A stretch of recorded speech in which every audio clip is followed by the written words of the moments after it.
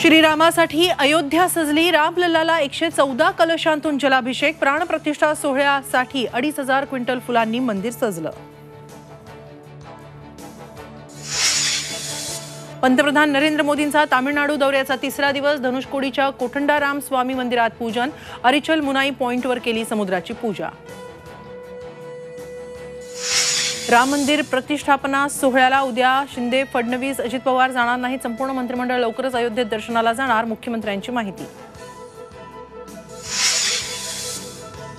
श्रीराम प्राणप्रतिष्ठा सोहळ्याचा राज्यभरात उत्साह। सोहळ्यानिमित्त पुण्यातील दगडूशेठ हलवाई गणपती मंदिरात जय्यत तयारी, तर नाशिकमधील मंदिरांमध्ये भाविकांच्या रांगा। देवेंद्र फडणवीसांनी कारसेवक असल्याचा पुरावा दाखवत विरोधकांना दिलं प्रत्युत्तर। अयोध्येला जात असतानाचा फोटो केला शेअर। उद्धव ठाकरे उद्या नाशिक दौऱ्यावर। भगूरमध्ये सावरकरांच्या स्मारकाला देणार भेट। संध्याकाळी काळाराम मंदिरात पूजा आणि गोदावरी काठावर महाआरतीचं आयोजन।